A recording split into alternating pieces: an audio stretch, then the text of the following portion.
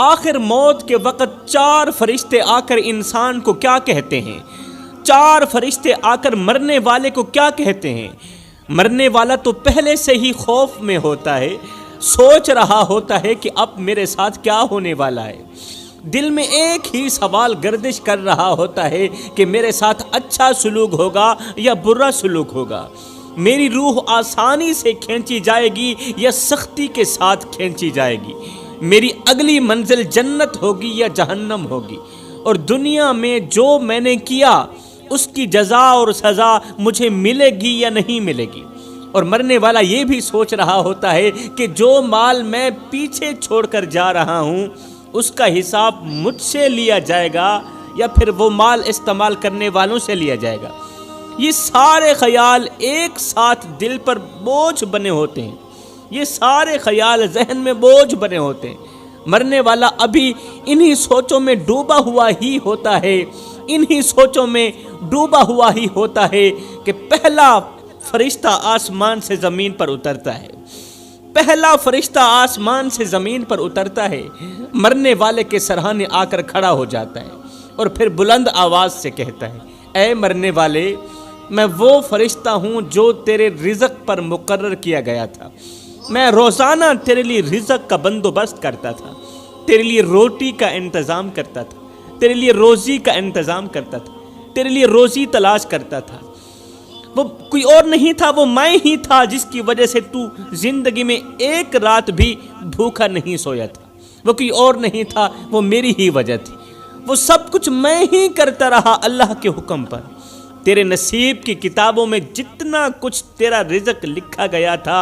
وہ سب میں نے تیرے پاس پہنچا دیا، نہ اس میں کمی ہوئی نہ دیر ہوئی، نہ کمی ہوئی نہ اس میں نہ دیر ہوئی، نہ زیادہ ہوا نہ ہی کم ہوا۔ اب میں نے دھرتی کا چپا چپا چھان مارا ہے، آج کے دن میں نے دھرتی کا چپا چپا چھان مارا ہے، تیرے لیے روٹی کا ایک ٹکڑا بھی باقی نہیں رہا، ایک لقمہ بھی باقی نہیں رہا۔ تو یوں سمجھ لے کہ گندم کا ایک دانہ بھی تیرے لیے باقی نہیں رہا،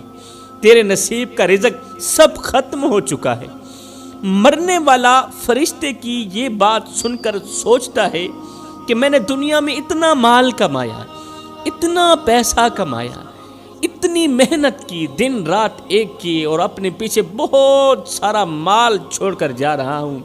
یہاں پر مجھے حضرت غوث اعظم کا ایک جملہ یاد آ گیا، میری قوم کے نوجوانوں۔ حضرت سیدنا غوث اعظم نے فرمایا تھا، او ماڑی بنانے والے، او محل بنانے والے، ماڑی بنا رہا ہے تو، محل بنا رہا ہے تو، بسیں گے کوئی اور، حساب تجھے دینا پڑے گا۔ حلال و حرام کی تمیز کیے بغیر مال جمع کر رہا ہے تو، بینک بیلنس بہت زیادہ کر رہا ہے تو مر جائے گا،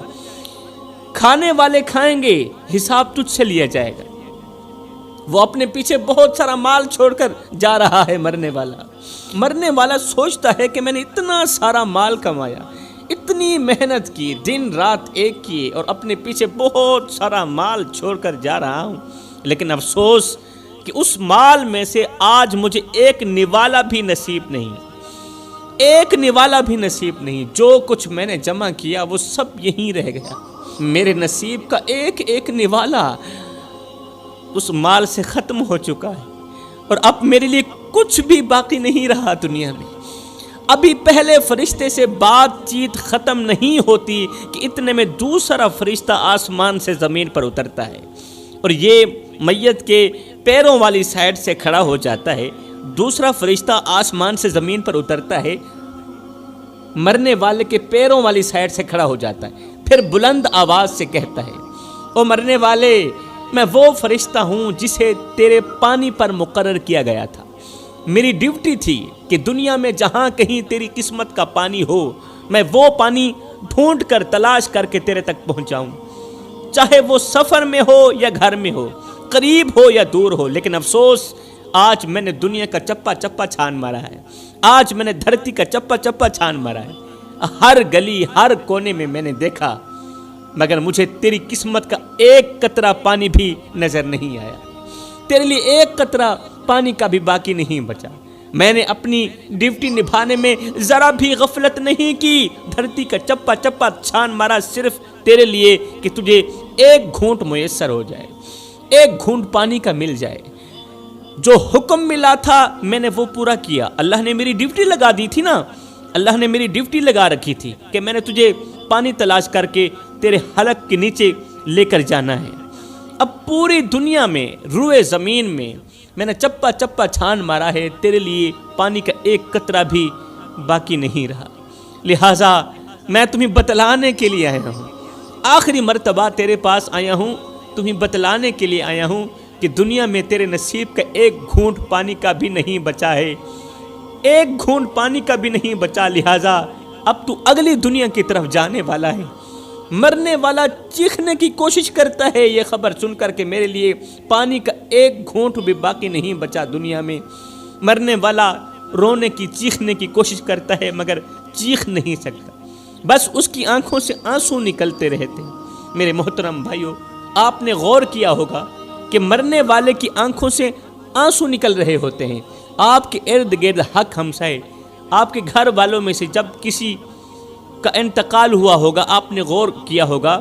کہ انتقال کے وقت، روح کے نکلتے وقت مرنے والے کی آنکھوں سے آنسو نکلتے ہیں، آنسو نکل رہے ہوتے ہیں۔ دراصل وہ اسی وجہ سے نکل رہے ہوتے ہیں کہ اب اس کا دنیا میں رزق اور پانی کا ایک گھونٹ بھی باقی نہیں رہا، نہ تو روٹی باقی رہی ہے، نہ تو ایک گھونٹ پانی کا باقی رہا ہے، ایک گھونٹ تو کیا ایک قطرہ بھی باقی نہیں بچا، کیونکہ اب اسے یقین ہو گیا ہوتا ہے کہ میں اپنی بیوی، بچے، اپنا مال سب کچھ چھوڑ کر اگلے جہان کو جا رہا ہوں۔ اگر وہ مرنے والا نیک ہوتا ہے تو خوشی کا اظہار کرتا ہے موت کے وقت، اگر وہ نیک ہوتا ہے، اگر وہ متقی پرہیزگار ہوتا ہے، پانچوں وقت کا نمازی ہوتا ہے، اگر وہ حق بولتا ہے، سچ کا ساتھ دیتا ہے، حق کا ساتھ دیتا ہے، اگر وہ دیندار ہوتا ہے، اگر وہ نیک ہوتا ہے نا مرنے والا،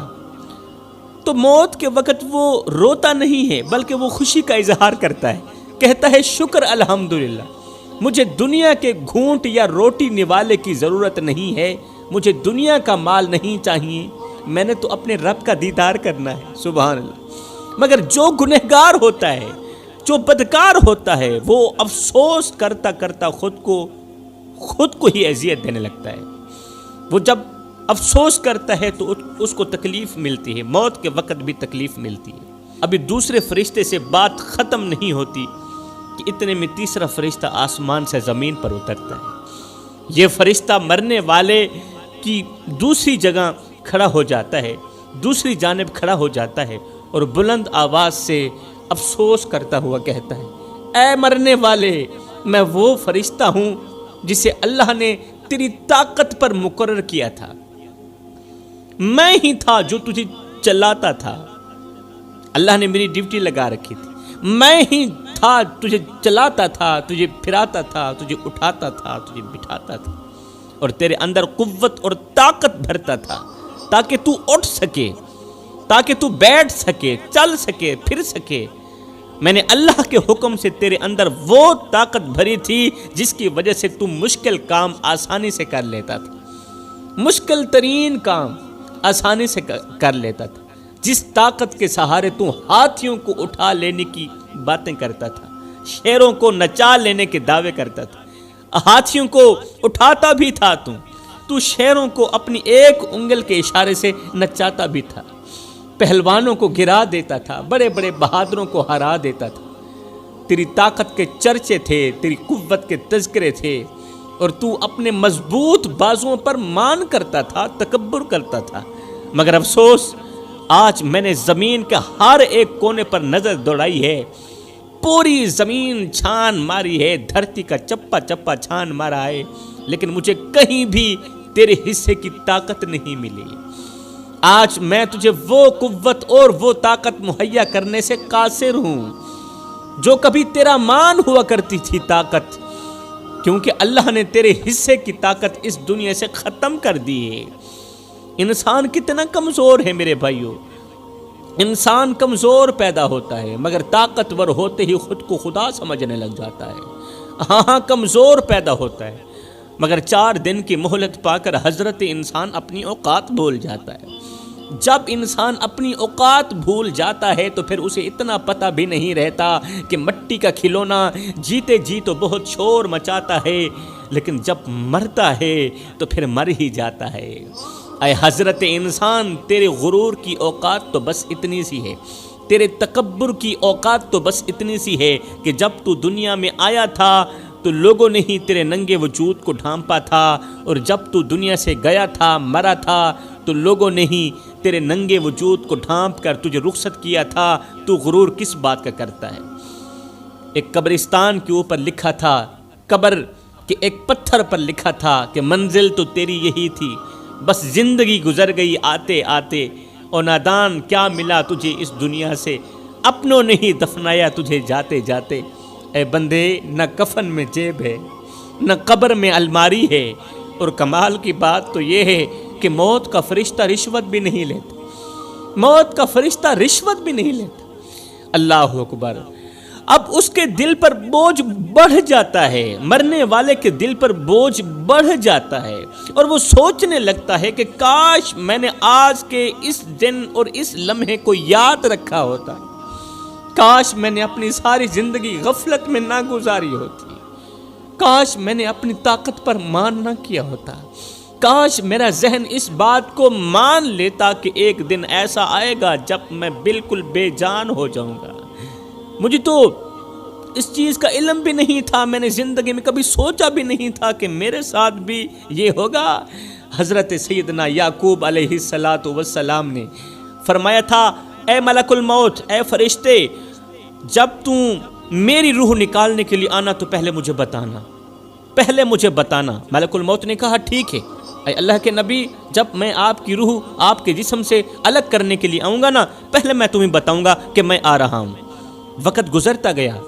حضرت یعقوب علیہ السلام کی زندگی کے دن مکمل ہو گئے، جتنا کھانا تھا کھا لیا، جتنا پینا تھا پی لیا، آپ کے نصیب کا رزق ختم ہو گیا۔ اللہ اکبر۔ ایک دن اسرائیل علیہ السلام آ گیا روح نکالنے کے لیے۔ اللہ کے نبی نے فرمایا، اے اسرائیل، میں نے تجھے کہا نہیں تھا جب میرے پاس آنا تو پہلے مجھے بتانا، جب میری روح نکالنے کے لیے آنا تو پہلے مجھے خبر دینا،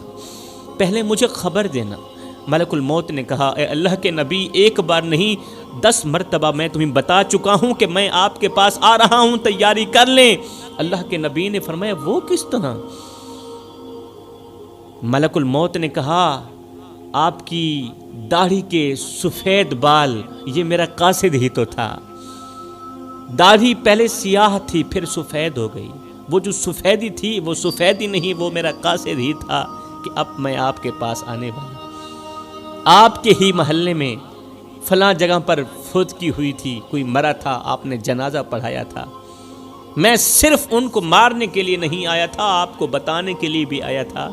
کہ حضرت آج ان کی باری ہے، کل آپ بھی تیار ہو جائیں۔ تو مرنے والا سوچتا ہے، مرنے والا سوچتا ہے کہ مجھے تو پتہ بھی نہیں تھا، خبر بھی نہیں تھی کہ میری زندگی میں یہ دن لکھا ہوگا، میرے ساتھ بھی یہ کچھ ہوگا۔ میرے بھائیوں، مرنے والے صرف مرتے نہیں بلکہ وہ ہم پر احسان کر کے بھی جاتے ہیں۔ اب فرشتہ کہتا ہے، او مرنے والے، اللہ تعالیٰ نے مجھے تیری سانس پر مقرر کیا تھا، میری ڈیوٹی تھی کہ میں تیری سانسوں کو سلامت رکھوں، میں تیری چلتی سانسوں کو اور چلانے میں مدد دوں، میں تیری مدد کروں، تجھے سانس مہیا کروں، ایک سانس کے بعد دوسری نئی سانس مہیا کروں، وہ قیمتی سانس جو لاکھوں میں بھی نہیں خرید سکتے، وہ قیمتی سانس جو کروڑوں میں بھی نہیں خریدا جا سکتا، میں تجھے زندگی بھر مفت میں وہ سانس مہیا کرتا رہا، جو کروڑوں میں بھی نہیں خریدی جاتی، جو کروڑوں سے بھی بڑھ کر قیمتی ہے، میں وہ سانس اللہ کے حکم سے تجھے مفت میں مہیا کرتا رہا۔ ہر صبح جو تو جاگتا تھا وہ میری اجازت سے ہی جاگتا تھا، اللہ کے حکم سے۔ ہر صبح اور ہر نیند کے دوران اور نیند کے وقت جب تو جاگتا تھا، جب تو سوتا تھا، جب تو سانس لیتا تھا نا، تو میری ہی اجازت پر لیتا تھا۔ ہر رات جب تو سوتا تھا میری حفاظت میں سوتا تھا، تیرے سینے میں جو سانس آتی جاتی تھی وہ میرے حکم سے چلتی تھی۔ اللہ کے دیے گئے حکم پر، وہ میرے ہی حکم سے میں ہی چلا رہا تھا یہ نظام، لیکن آج میں تجھے یہ بتانے آیا ہوں کہ تیرے حصے کی سانسیں پوری ہو چکی ہیں، اب تیرے لیے ایک سانس بھی باقی نہیں رہی۔ میں صرف اتنا بتانے کے لیے آیا ہوں کہ تیرے لیے ایک سانس بھی باقی نہیں رہی۔ میں نے تیرے لیے جتنی سانسیں لکھی گئی تھی وہ سب تجھے دنیا میں پوری دے دی ہیں، پوری دے دی ہیں، ڈنڈی نہیں ماری، میں نے تیرے ساتھ دھوکہ نہیں کیا۔ اب نہ میں تجھے ایک سانس آگے دے سکتا ہوں اور نہ ہی ایک لمحہ پیچھے کر سکتا ہوں تیرے لیے، کیونکہ اللہ کے حکم سے تیرے نصیب کی سانسیں اس دنیا میں ختم ہو چکی ہیں۔ فرشتے کی یہ بات سن کر کہ اللہ کے حکم سے تیرے نصیب کی سانسیں اس دنیا میں ختم ہو چکی ہیں، فرشتے کی یہ بات سن کر مرنے والا اندر سے ایک دم ٹوٹ جاتا ہے، جس طرح وہ مرنے سے پہلے مر چکا ہو۔ اسے یقین ہو جاتا ہے کہ اب واپسی کا کوئی راستہ نہیں ہے، اب نہ سانس باقی ہے، نہ طاقت، نہ پانی، نہ رزق، اور وہ سمجھ جاتا ہے کہ اب اصل سفر شروع ہونے والا ہے، اب اگلے جہان والا سفر شروع ہونے والا، وہ سفر جس میں دنیا کی کوئی چیز ساتھ نہیں جائے گی، کوئی چیز ساتھ نہیں جائے گی۔ میں نے کہا ہے نہ کفن میں جیب ہے، نہ قبر میں الماری ہے، اور کمال کی بات تو یہ ہے کہ موت کا فرشتہ رشوت بھی نہیں لیتا۔ اس کے بعد پھر کیا ہوتا ہے؟ حضرت سیدنا عزرائیل علیہ السلام، جسے ملک الموت کہا جاتا ہے، مرنے والے کی چارپائی پر لیٹے ہوئے شخص کی روح نکالنا شروع کر دیتے ہیں۔ انسان کی یہ روح پیروں سے نکلتی ہوئی اوپر کی طرف آتی ہے، سر کی طرف آتی ہے، اور جب یہ روح دل اور پھیپھڑوں تک پہنچتی ہے تو یہ وہ لمحہ ہوتا ہے کہ جب انسان پہلی مرتبہ فرشتوں اور شیطانوں کو دیکھتا ہے، پہلی مرتبہ فرشتے کو بھی اپنی آنکھوں سے دیکھتا ہے اور شیطان کو بھی پہلی مرتبہ اپنی آنکھوں سے دیکھتا ہے۔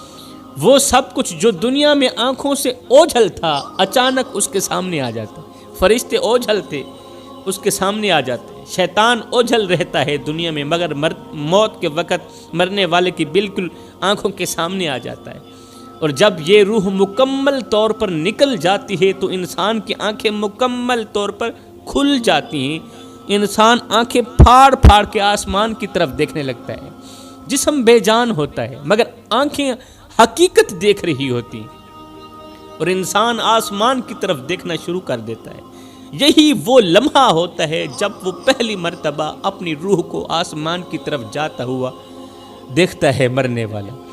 میرے محترم بھائیوں، آج کا نوجوان بہت ہی غافل ہو چکا ہے، آج کے نوجوان بہت ہی غافل ہو چکے ہیں، آج کے نوجوان زندگی رب کی مرضی کے مطابق نہیں گزارنا چاہتے بلکہ اپنی مرضی کے مطابق گزارنا چاہتے ہیں اور گزار رہے ہیں، اپنی قیمتی زندگی کو غفلت کے نام کر دیا۔ اے نوجوان، ذرا سوچ، جب وہ لمحہ آئے گا کہ آپ کا جنازہ تیار ہوگا، ماں رو رہی ہوگی، بیوی چیخ رہی ہوگی، بچے آپ کے سینے سے لپٹ کر رو رہے ہوں گے، گھر کا ہر کونا ماتم کر رہا ہوگا، اور ہر آنکھ میں ایک ہی سوال ہوگا کہ یہ سب اتنا جلدی کیوں ہو گیا، یہ سب اتنا جلدی کیسے ہو گیا، ہم نے تو سوچا بھی نہیں تھا۔ کوئی آپ کو روک نہیں سکے گا، کوئی آپ کو اپنے ساتھ نہیں رکھ سکے گا، کیونکہ موت کے وقت کی گھڑی میں نہ ماں کی دعا کام آئے گی، نہ بچوں کی چیخیں کام آئیں گی، کیونکہ اس وقت تمہارا وقت ختم ہو چکا ہوگا۔ پھر وہ لمحہ بھی آئے گا جب 4 آدمی آپ کو اپنے کندھوں پر اٹھائیں گے، ہزاروں لوگوں کے بیچ آپ جا رہے ہوں گے لیکن آپ بول نہیں سکیں گے، دل کے اندر بہت کچھ کہنے کو ہوگا مگر زبان ہمیشہ کے لیے بند ہو چکی ہوگی، آپ کی زبان بند ہوگی، آپ کے ہاتھ پاؤں رک گئے ہوں گے، اور جسم کی خاموشی صاف بتا رہی ہوگی کہ اب اس جسم کے اندر کچھ بھی باقی نہیں رہا، اب اس جسم کے اندر نہ طاقت ہے، نہ قوت ہے، نہ تو اس کے اندر اختیار ہے، اب اختیار ختم ہو گیا ہے، اب طاقت ختم ہو گئی ہے۔ اور سب سے خوفناک لمحہ جب آپ کو قبر میں اتارا جائے گا، وہ جگہ جہاں نہ آواز جاتی ہے، نہ کوئی لوٹ کر دیکھتا ہے، سفید کفن میں لپٹے ہوئے جسم کو 4 آدمی قبر کے اندر اتاریں گے۔ اللہ فرماتا ہے، او میرے بندے، شکر کر ہم نے تجھے موت عطا کر دی اور ہم نے تجھے قبر جیسا خوبصورت مکان دیا۔ اور کتا بھی تو مر جاتا ہے، گھسیٹ کے روڑی پہ ڈال دیا جاتا ہے، بکری بھی تو مری تھی، گھسیٹ کے روڑی پہ ڈال دی گئی۔ اے میرے بندے،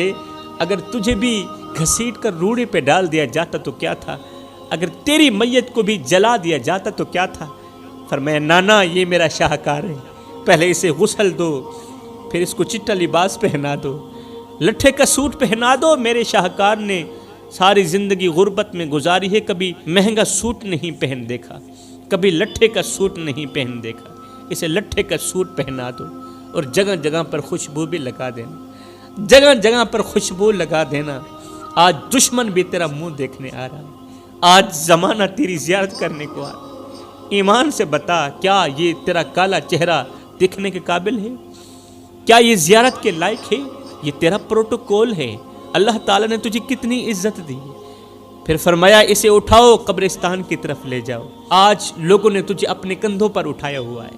فرمایا ایک بندہ بھی نہیں، 4 بندے اٹھائیں، اور ہاں کندھا بھی بدلتے رہنا، اور ہاں آہستہ آہستہ چلنا، کہیں میرے شاہکار کو دھکا بھی نہ لگ جائے۔ آج تو دولہا بنا ہوا ہے، زمانہ تیری بارات بنی ہوئی ہے، اور تیرا پروٹوکول اتنا